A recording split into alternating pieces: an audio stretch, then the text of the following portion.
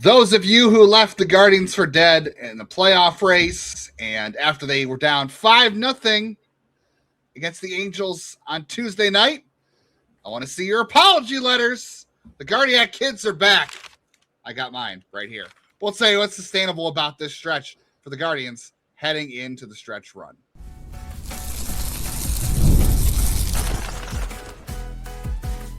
You are Locked On Guardians, your daily podcast on the Cleveland Guardians. Part of the Locked On Podcast Network, your team every day. Somewhere, somebody is tweeting, angrily tweeting, I wouldn't know what that looks like, saying the Guardians, they can't keep getting away with this. Guardians are back, firmly in control of the playoffs. They're heating up at the right time of the season. They're on the very fringes. Calendar and the schedule doesn't really like it, the odds, but they're on the fringes of division contention at the very least as the season runs out. But they are firmly entrenched in a wild card spot with pretty good odds to finish that off and have an interesting first round to boot. We're going to talk about that all on today's Locked On Guardians. We'll talk about playoff odds later in the show. We're going to tell you what tangible improvements the Guardians actually showed during this 9-game stretch and what they can take going forward as the schedule sort of gets a little bit tougher from here. Not a ton, but a little bit. And then we're going to talk about, Jeff, if this was a season-defining road trip in series for the Cleveland Guardians. That, of course, is Jeff Ellis. I'm Justin Lada, your two hosts of the show. Jeff's been here for 8. I've been here for 4 years. We've both been covering the Guardians minor league system for 19 seasons in the draft for Jeff. I have my apology letter here. The joys of recording a podcast on the West Coast when you live in the Central time zone. I live in the Eastern time zone. You're back to school. I work a normal job. You have a family that you got to see and do stuff with. So our only option was to really record the first couple of innings of a game, have some of the topics planned, which we did. And then the Guardians made me sad. They made me mad. They made me glad. But of course, we were off the air by the time they made me glad. That's the joy of a West Coast road trip. Thankfully, they're done until October baseball, maybe. Yeah, it was, so on top of all of that, today is the day we're recording is my son, Nathaniel. Do not call him anything other than Nathaniel. His birthday. So when we got done, we did a quick live because they were starting to do some positive things. And then I had to go up and do a bunch of balloons and decorations and wrap presents and all that good stuff. So I did get to see the end of this game. I'll say, there's two ways to look at it. It's either you look at our comments, and I got to say, the wrong way to look at it is the people who are yelling at me specifically for being negative. When in our episode, I go, Justin, I think you're being too negative. I don't know if people have confused who is who, or if they just like to come after me in particular, but I don't know. I thought they were probably going to lose. And I think most of us felt that way.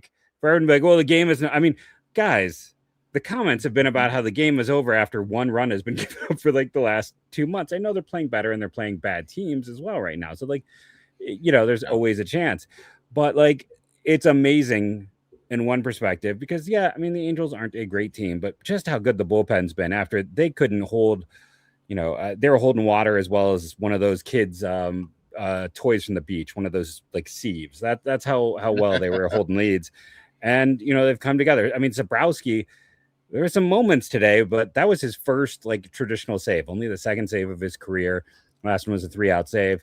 And he's now put together 4 good outings. All the hate for Matt Festa. He went almost, an inning and 2/3 yesterday. It was almost 2 innings. Craig Yoho, who, had some ugly, everyone coming through consistently for this team in that bullpen. So the starting pitching, which has been, the backbone of this team, really kind of, I don't know if I could say it late in today. Well, it's hard to say. It's a quality start in the end for Cantillo, which is weird. And I got to bring up my favorite thing. This is what I was texting Justin about. I listened to the opposing team broadcast. A Garland Buckeye was the last time a pitcher for Cleveland had 7 or more walks in a game, only 1 strikeout and 2 or less hits. Garland Buckeye did that against the Yankees in September of 1926, almost 100 years ago. And his story is even crazier. He was a 2-sport guy. He got arrested for a slot machine conspiracy. He had a brewing company. But even on top of a gambler who pitches for Cleveland, we wouldn't know anything about that. We wouldn't know anything about that. But the even crazier thing about this story is he's the great grandfather of Drew Pomerantz, who pitched for both the Angels and, well, he never made it to the majors with Cleveland, but Cleveland drafted him with a very high draft pick.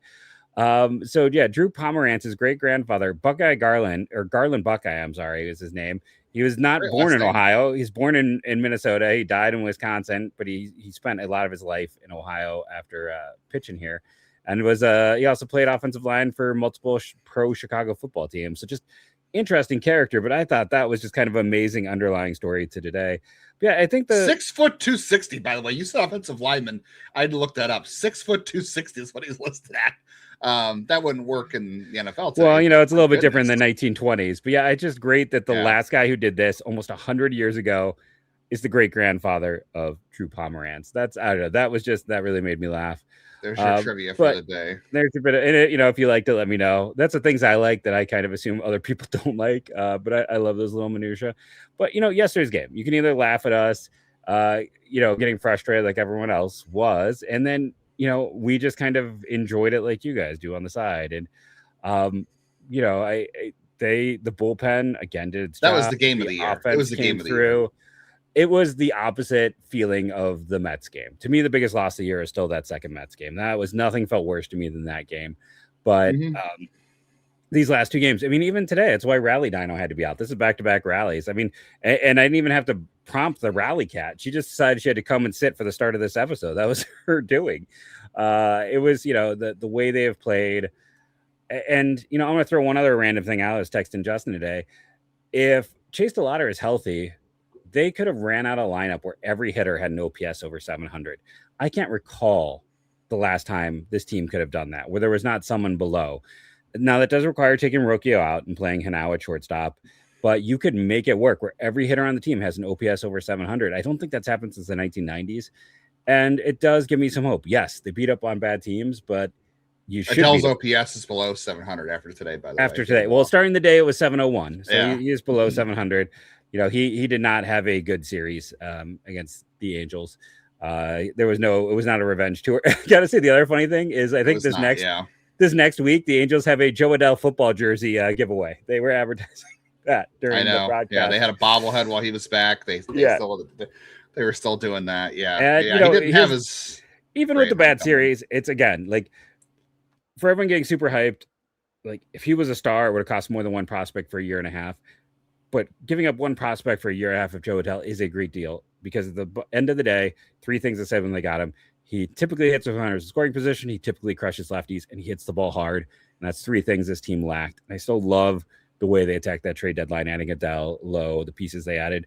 And Lowe had a big game today. Adele was huge in Colorado. A walk, 2 hits, an RBI. Yeah, that was big. Griffin had a solid start. Yoho was, if Yoho doesn't do what he does, they don't win. Like they needed more depth in that game yesterday. Like Patrick Bailey, 4 walks and like 2 of them. Doug Eddings was just one of the worst umpiring things I've ever seen in that game. And like Bailey had some huge moments. Every one of those 5 for 5, by the way, on ABS calls overturned yesterday for the Guardians. I don't know if they were all Patrick Bailey. Three were Bailey, and then one was on Helen, one was Bazzana, where the ball was just drastically out of there. So Bailey went 3 for 3 on challenges as a defender, and then had the 4 walks himself. Just incredible. I don't know which game. Obviously the comeback was larger. They were down 5-0 on Tuesday. The range of emotions was ridiculous for me. As if anybody watched the show, like I was so angry with Gavin nuking the bullpen and putting the offense behind the 8 ball. And man, they did a great job coming back. Bazzana had a great night. Jose, that's the night they needed from Jose. Like that's, Jose was saying before and after the game to Andre Knott that like, he's like, I know the season has not gone the way I wanted it to, and I'm not 100%. And, the wrist is there's still some swelling and inflammation in that wrist from the surgery. They said, if I can just go out and have a good final month and just be myself for the final month of the season, I'll have done something, and I think it'll help this team. And darn right. If he's, like you said, if they can just get Jose back to what he was pre wrist surgery, that would be a huge, pickup for this team because Stephen Kwan, I don't know how much longer he can keep the stretch going, but my God, he had 5. People were mad at me because I didn't even have a chance to mention him in my post-game short on Tuesday because so many things happened. You had the game-saving catch from Angel and in center field. The bullpen was so good. Jose had a great night. I mean, just so many things happened. It was hard to keep up. All the things that had to happen for them to win that game was just unbelievable. And I don't know, wins like that. Like, again, this is what people keep saying. Like, the Guardians can't keep getting away with this. I think when we look back at this series, especially these 2 games, I think there's a very good chance you're going to look back and say that's what defined this season. That's what defined, got them going back in the right direction. If they do go on this final stretch of 26 games left or something, 27 games left. I think you look at the stretch and you look at this, how they ended this road trip specifically, taking care of business, sweeping it. I think that's going to go a long way towards getting back to the playoffs. And hey, maybe they'll have themselves an advantageous matchup in the playoffs. We're going to talk about that later in today's show. Yep. It's no secret that I have a pretty bad sweet tooth. I'm always looking for something too that's going to give me a pick-me-up. So if that's you, you know how tough it is to find the perfect treat without all the sugar. And that is why the Fruity Rainbow 5-Hour Energy Shot brings back the nostalgic flavor in a whole new way for all of us. Fruity Rainbow 5-Hour Energy Shots. They treat your taste buds to an explosion of fruity flavor, the tasty caffeine kick. Quick and easy way to satisfy that sweet tooth craving. Keeping things simple and on the go. This West Coast road trip has been brutal for my sleep schedule. I've been constantly looking for a pickup. And why not do it? Something that tastes amazing with the Fruity Rainbow taste of this 5-hour energy shot. It's going to help me out, pick me up the rest of the week from what I've lost in sleep, even though the games have kept me energized. But I do love the taste, and I do need to pick me up, and it won't make me crash like anything sugary and sweet that I'd normally reach for. So get candy-flavored chaos with Fruity Rainbow 5-Hour Energy Shots, available online at 5hourenergy.com or Amazon. And you're going to want to be there. The Guardians are playing hot right now. You're going to want to grab those tickets, or maybe you're trying to wind down summer with something fun. All of it is even better live. The excitement, the fans, no matter what you're cheering for. The only problem is getting tickets can feel like a real pain, right? You get surprise fees for big events.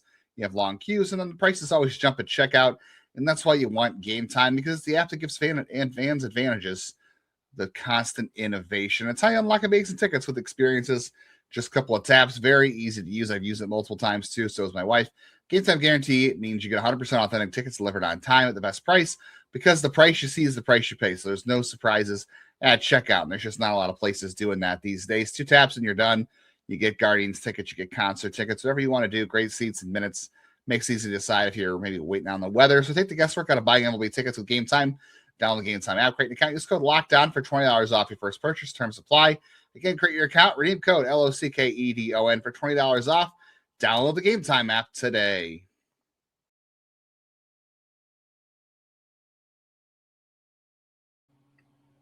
As always, appreciate everybody who's hanging out with us, talking Guardians baseball, making Locked On Guardians your first listen today at every day, whatever it is that you get podcast.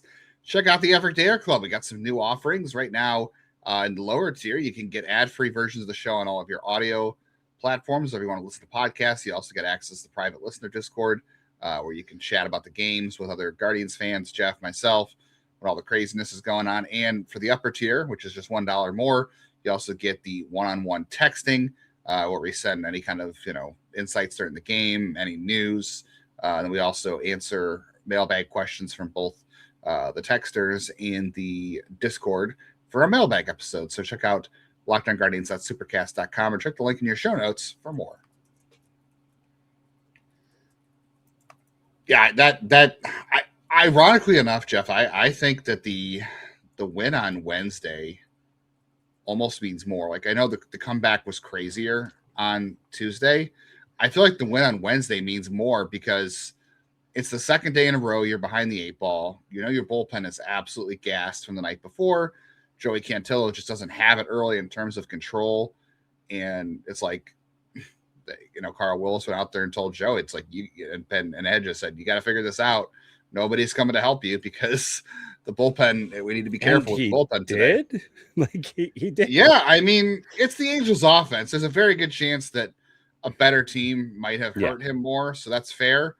But 2 hits, he found a way to get through 6 innings, and the defense was a big part of that. I mean, honestly, the only bad defensive play in this game was his own it was bad fielding early on. Cantillo's throw. Defense was incredible. I mean, Hanal made a great leaping catch. Rocchio and Bazzana showed an incredible double play. Martinez was great in the left. I'm gonna get myself. Defense, man, has really picked up. Oh, I was gonna say I'm gonna get myself in trouble and say, is it me or it's been a while since Bazzana made a bad play, and that he has mostly been playing kind of average to slightly above average defense at second base? That I didn't see a lot of people talking about it, but at the end of the game there, like, we talked about Adele has great tools, but he doesn't have great reads. So when that final out, Adele wasn't going to get there. You got Lowe ranging backwards, who's not a great mover. Bazzana comes all the way across to make that catch, which is not the easiest play. And if he doesn't get there, that game is tied. Like that's a big moment. And this is one of the harder games recently to do one of my 3 stars for. For the record, I decided to go with Bazzana because he had 2 hits and 2 sac flies and a nice defensive play. Rocchio because the double and he scored twice in this one. And then I believe the final one was to he keeps defaulting. I'm like, I think maybe Kwan. Am I gonna get myself? No, it was Lowe. Because Lowe reached base 3 times. I know people will say, what about Jose? He reached base 3 times as well. Weirdly, nothing came of his because he had 2 hits, a walk, and a stolen base. And he also, in a day of weird, Jose's first hit was immediately eliminated by a double play. His second hit, Bazzana's got to have a bruise after that. And then the walk, nothing came of that, even though they had the opportunity, or not necessarily nothing, but he still did score walk later. Yeah, it was the intentional walk, but he never scored or got an RBI in the game. It was a lot like Lowe had a sac fly, Bazzana had 2 sac flies. That's like I got 3 of their 4 runs. But one of those big things we spent, early on. Lowe didn't have a sac fly. It was just Bazzana had 2 today. Lowe had an RBI single. It was an RBI single. I'm sorry. Lowe had a sac fly yesterday, maybe. Is that what I'm thinking? Yes. So, but either way, like it goes back to, and then, for Rocchio got scored on one of the 2 sac flies by Bazzana. It's like, what did Kwan do? Productive out. What did Bazzana do? Productive out. Like this team could not do productive outs. They would just swing through pitches for so much of July into August. Hoskins, Manzardo, and that's Fry. Like I said, I can't, it's hard to, Manzardo was extremely up and down. I'm still not completely willing to throw him overboard, especially because he was playing well before he got sent down. They did a disservice to, come on. It was right after the Red Series, dude, where he won the MVP of the Ohio Cup and had multi-home runs. This is true. So, he was actually okay at that point, but he had been. That was the most important series of the year until this week. But Hoskins, and I think one of the things we're seeing here too, it's like Hoskins might be a great dude, but he just killed this team with the lack of contact in the middle of the lineup. Like he walked or, occasionally had a home run. It's like having Lowe, who's, can get into one, but has been more of a contact guy. Now, yes, Adele kind of does some similar. Hard, at least. Yes, he does, and Adele does some of the similar things where occasionally, like today, was a pretty bad day for him. But at least when he's making contact, it's really hard hit, and that always gives you a positive chance for something. People got mad when I compared him to Gabby. I was comparing them in terms of bat speed. One of the big differences on top of launch angle is Adele consistently hits the ball like it owes him money, and Gabby could never consistently get to that level. That was one of his big issues. Like Adele translates the bat speed into consistent hard hit, value. And, that's going to lead to positive things. And again, to go back to the point in the first part, I know Adele's now below a 700 OPS, but you could still feel the team where one guy is barely below it when DeLauder is healthy, which I'm a little bit nervous with this hamstring, but at the same time, he was able to pinch hit the last 2 nights. He pinch hit, and his single led to the game tying run, right? Because it was the single, and Petey Halpin ran for him, right? Wasn't that the game tire? And then the one after him was that. Kwan, so it's because Kwan doubled him in, and then Bazzana sac fly drove in Rocchio, so that's how that happened. But and also too, just how fast that happened in this game, by the way. First Bazzana's bunt hit in the 8th inning gets them, a run. And then in the 9th inning, Hanau grounds out. You're down to 2 outs remaining, and you're down 2 runs. By the way, it's still I'm sorry, it's 3-2 at that point. You're down a run. Yeah, and quickly DeLauder, second pitch of his pinch hit appearance, base hit. Rocchio, base hit and his first pitch he sees. And then you got Kwan, who comes in and the second pitch he sees is a ground rule double. And then Bazzana, the first pitch he sees is a sac fly. I mean, in a span of 6 pitches, you went down from 3-2 to up 4-3. That's incredible for how fast that happened in that game. Wasn't that all? Was that, I could be wrong here. I'm going to probably be wrong. Was that against the lefty Wyman who they brought in, who I thought originally wasn't going to pitch? That was Watson. Was that Watson? And then, but they got one run off of Wyman, didn't they? And before that, Wyman didn't pitch today. No, it was. So it was yesterday. These days are bleeding together on me. They did some damage on Wyman yesterday. Either way, it's like, it's fun. This is great. Now we got to see. It's going to be interesting because you're going to face Kansas City next, and these are the 2 hottest teams in baseball. This is not facing. They did. Let's just be honest. It's like they faced 3 teams that were going to end up with 3 of the 4 worst records in baseball. Yeah. Kansas City has been in that grouping most of this year. Mm-hmm. They have been one of the worst teams in baseball until the last few weeks, where today their 9-game winning streak was snapped. Now they were doing it also against the bottom feeders, so it's going to be interesting. And the Detroit Tigers, so the bottom feeders and the Tigers. The Tigers just beat up Cleveland. Yeah. Well, yeah, they did. Yeah. Yeah. So it's going to be an interesting series. It's one where, Cleveland has off days on both sides of the series, which is weird, but it's going to be a fun matchup, and it's time for the 2 hottest teams in baseball to battle, and hopefully Cleveland can to win another one. All right. We'll talk about tangible improvements that the Guardians can take going forward from this stretch of facing and beating up on bottom feeders. And then we're going to talk playoff odds. I was juggling a couple different apps the other day, and then I realized to myself, why don't I just use our friends at Clutch Parlays, because that is their expertise. Instead of going to multiple different apps to check different injuries and betting lines, I can see it all in one with our friends at Clutch Parlays. And a little bit of bonus there is they give you data to back their bets. Maybe you want to do a double for a star player that night. They can give you the percentage of what they hit on for that exact bet. And that's why I love our friends at Clutch Parlays. But here's the offer for you. Find the best line and build smarter parlays. Track every bet and make more informed betting decisions, all with ClutchParlays.com. Right now, Clutch Parlays is offering a great deal for Locked On listeners. Your first month free on a monthly plan. They want to make sure that you get a real chance to try it out and see what it can do for you. Go to ClutchParlays.com today and use code Locked On to claim it. ClutchParlays.com. Bring together live odds, line shopping, predictions, bet tracking, analytics in one place so you can bet with more confidence.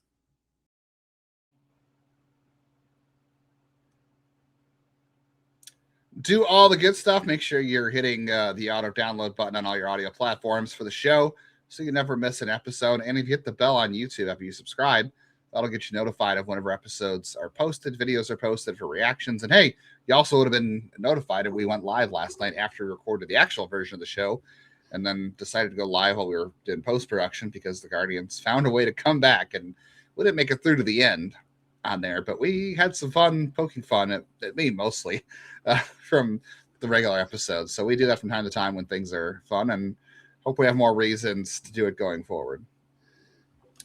So before we get into some playoff odds and some other things, I think the thing we talked about before, Travis Bazzana's defense, like what can you take away from this 9-game stretch? So you won 8-1 against the Giants, the Rockies, and the Angels. What can you take away that's like, okay, what did this team do that's sustainable over the final stretch of games they have against the Royals, the Blue Jays, the Tigers, the Orioles, the Twins? Then they have 3 against the White Sox.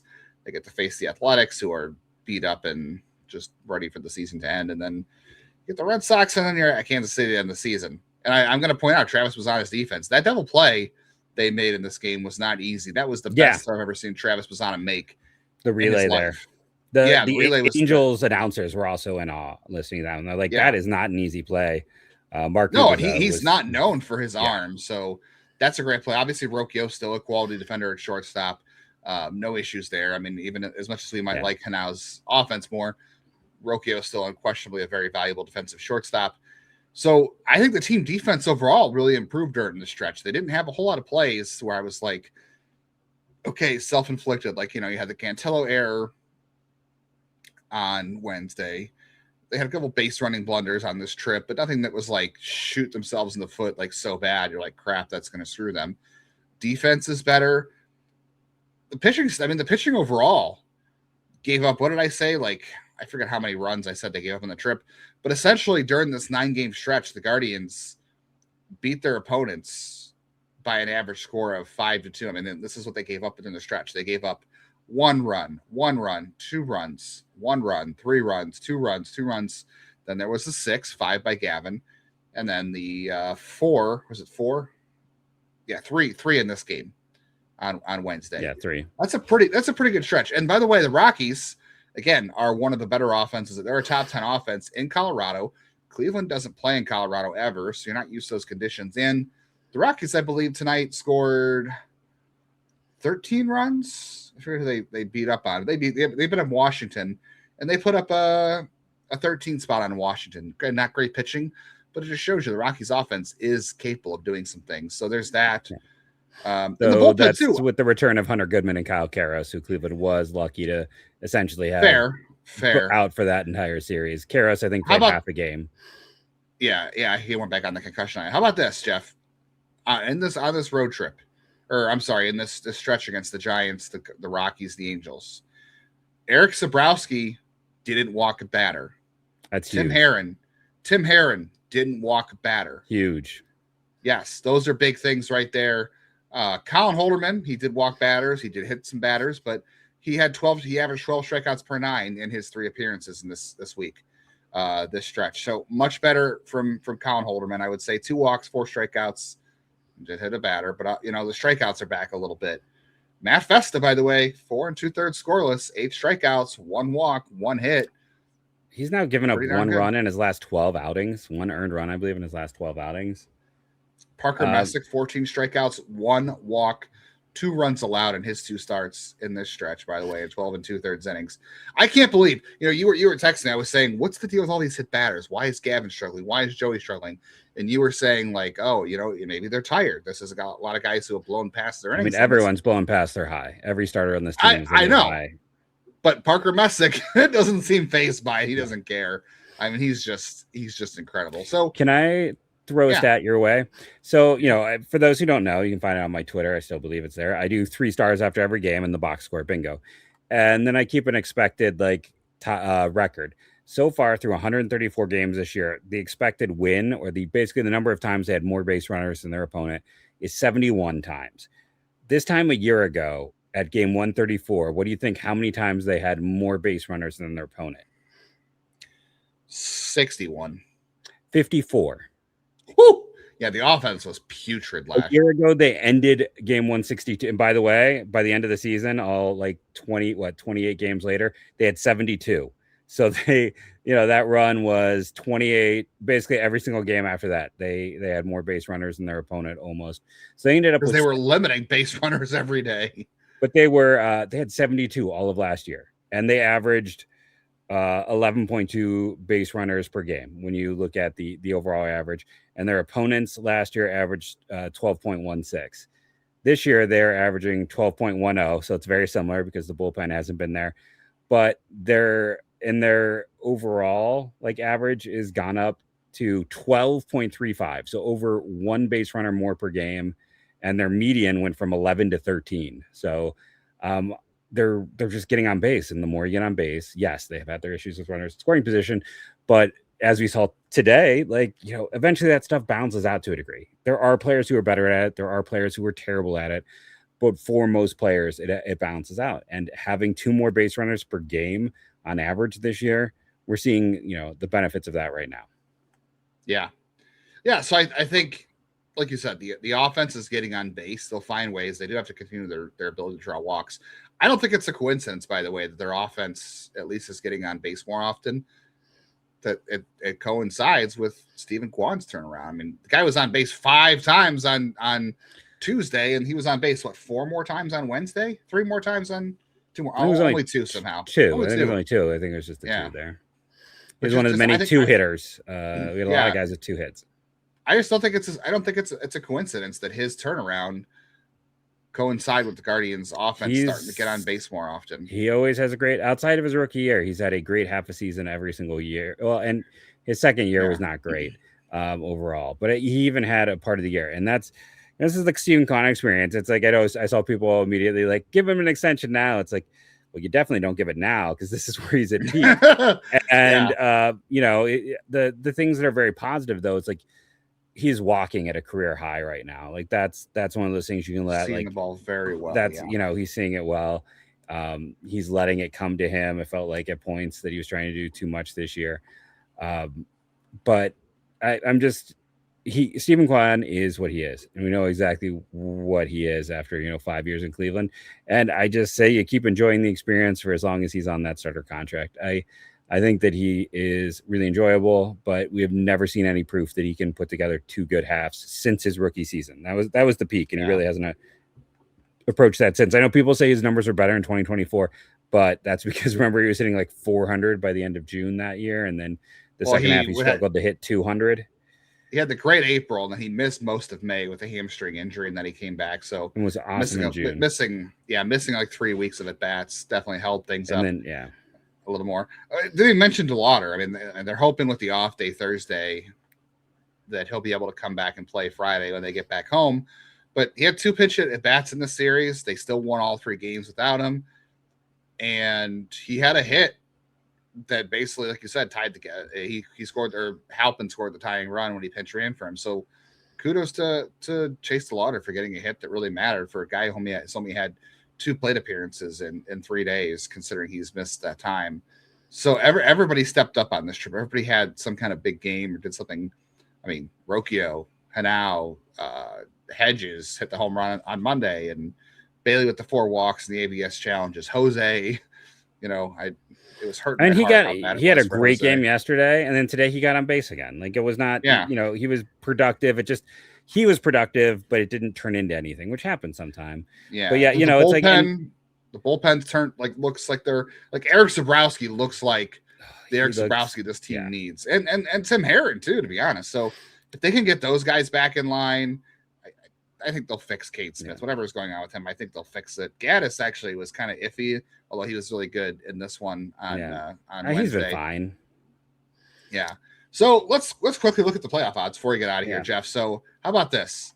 The Guardians on August 18th, when this stretch started, before the game started on August 18th against the Giants, the Guardians had a 24.4% chance to make the playoffs on August 18th. After games today, this is coming into today. This doesn't even include the win on Wednesday. 62.6% chance of making the playoffs. That's only going to go up because of the win on Wednesday. So they have raised their odds over 40% in the stretch of about a week worth of games. Like eight games. They raised their odds 40%. That's how fast things can change. Now, again, said the other day, this is a terrible American League. There's a lot of bad teams. The Guardians, though, I'm intrigued. Because if the Guardians don't win the division, which I still think would be disappointing, I don't think they're going to, but I'd still be disappointed. But they're likely going to face the winner of the AL West. Do the Astros, the Rangers, or the Mariners seem like a bad matchup to you for the first round, even though you got to go on the road? Like, I'm not opposed. Like, let's roll the dice on that. We'll see what happens. I would take a playoff series win and go from there. Yeah, I think my only concern right now is how much. Listen, Stephen Kwan is fantastic. What he's doing is going to hold up to a degree, but how much we are counting on a guy who's currently has a 420 BABIP in the second half. Nope, I won't hear it. Gavin Williams was terrible last night. They weren't going to win. Stephen Kwan's got a very high BABIP right now, and I'm not going to hear that's ever highest in baseball. Alec Burleson 2, Henry Bolt 3, Chandler Simpson 4. They weren't going to win 5. They weren't going to win that game on Tuesday. I was angry. He's going to be great. I just don't think a 170 is going to stay. Maybe a 130, 140, 150. I'll take it. But he has been fantastic. His BABIP's going to rise to 500 by the end of the year. He's almost walking twice as much as he's striking out, and that is a big part of it. Kudos to him. He made some massive adjustments. Has been such an important part of this team. Thank you all for joining us. Remember, rate and review, download daily. It helps.